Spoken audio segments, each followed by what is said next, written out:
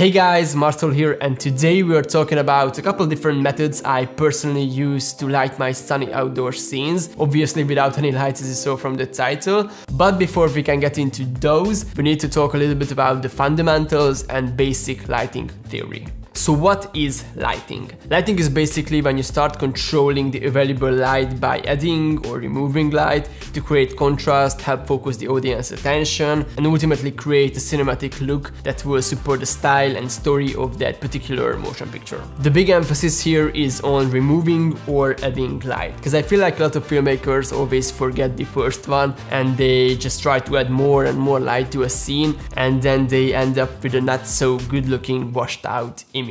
That's why I always start with the removing part, and I only add light to a scene when I really need to. You can create some really good contrast by just blocking off some light, and you don't even need to add more lights to a scene, but more on this later. Nowadays, modern cinema cameras or even consumer DSLRs with really high dynamic ranges made a lot of filmmakers really lazy, and they don't even want to try to light their outdoor scenes because their camera's dynamic range can cover the whole scene without blowing any highlights or crushing any shadows. So it's perfect, right?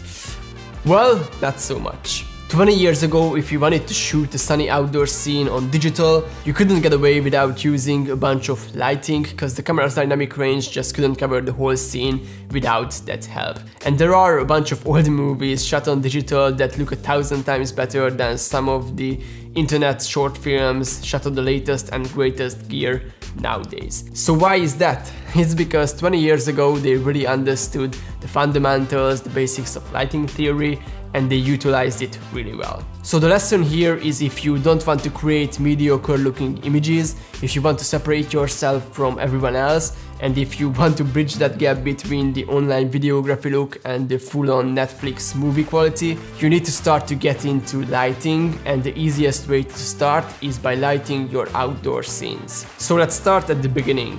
We are outside, the sun is high and strong, the shadows are hard. What can we do? As I said before, we can always add or remove light from a scene. And there are three really easy ways we can do that. We can do that by completely blocking the light, diffusing the light, or bouncing the light. There are a bunch of different methods for each, but let's start with blocking first. This is probably the easiest because the only thing you need is something that doesn't let light go through it. For this video I decided to use some flags and floppy flags, and these are just basically a metal frame with a thick black material on it. They are used on probably every movie set, and they are really good for covering small scenes, but if you need to cover a bigger area, you really need to get into the 12x12 or the 20x20 butterfly frames, and usually on bigger sets they just go with these because they always have enough men to operate it. But if you're just starting out and you really don't want to buy or rent these equipment, you can easily make your own. Just go to your local fabric store, find some thick black material, and on set you can use some C-stands, boom stands, or even T-stands to hang this material up, and then you're good to go. With diffusing the light, again, you can do this many different ways. There are budget options like 5-in-1 disc, shower curtain, a bed sheet, or basically any type of material that lets light through evenly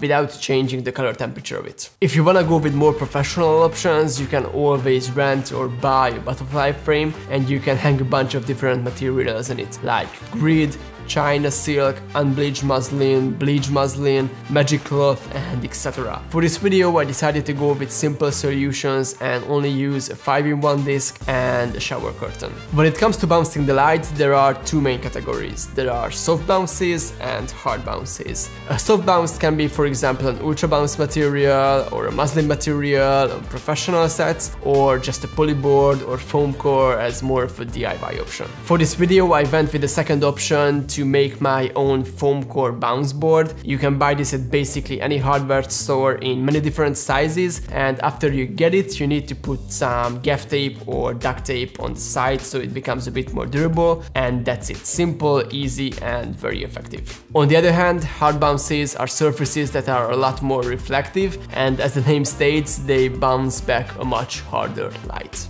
These can be professional mirrors on bigger sets or just 5-in-1 reflectors in smaller sets. They are really good for lighting big scenes because you don't need to bring out the big guns, the big HMIs. You can just use a couple mirrors, bounce the light around and actually light up a pretty big area.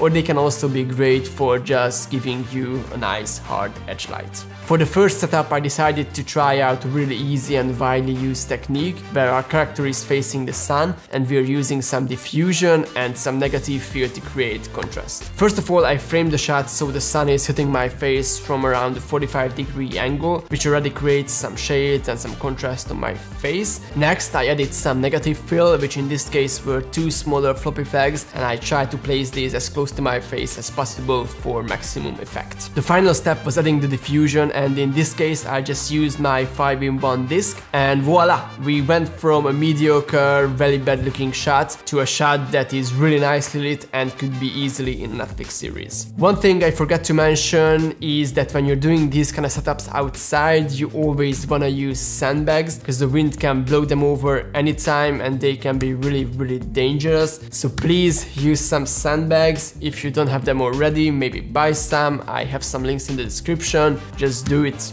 use them. For the next shot, I flipped the whole setup and placed the sun behind myself as an edge light. Here I'm not gonna use any diffusion, and instead I will actually soft bounce back the light into my face. And for this setup I went with the cheapest option possible and I used my homemade foam core bounce boards. As a final step, I added some negative fill on the other side of my face with the 2 floppy flags, and that's it. I think this is my favorite setup from all of them. If I can, I always try to shoot against the sun because it's really easy to bounce it back and it always creates a really nice edge light around our subject. For the final shot, I flipped back everything and I decided to redo the first setup with an extra edge light and also a different diffusion. So again, I started off by placing down my negative fill with the 2 floppy flags, and for the diffusion I decided to go with a different method because I needed my 5-in-1 disc for something else. I bought a really cheap shower curtain at my local hardware store and I just stretched it between 2 C-stands, and yeah, that was my diffusion. It's really cheap, it's easy to set up, and it also gets the job done just perfectly. As I mentioned before, I needed my 5-in-1 disc for something else, and that is to create a nice edge light on the shadow side of my face. So I placed it behind my back on the shadow side with the silver reflective surface towards the sun, and that's it. It's an easy 2-point lighting setup with negative fill and without using any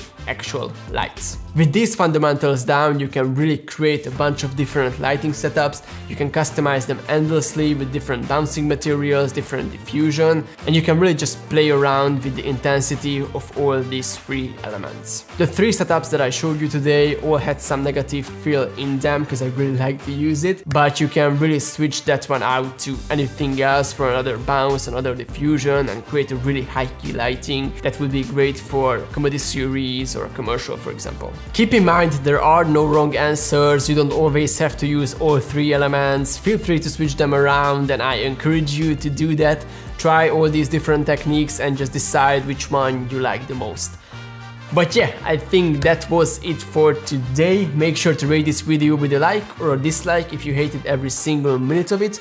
Or if you have a more complex opinion, drop a comment down below. I try my best to answer every single one of them.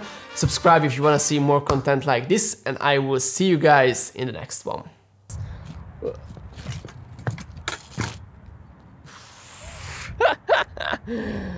And that's why you always need to use sandbags.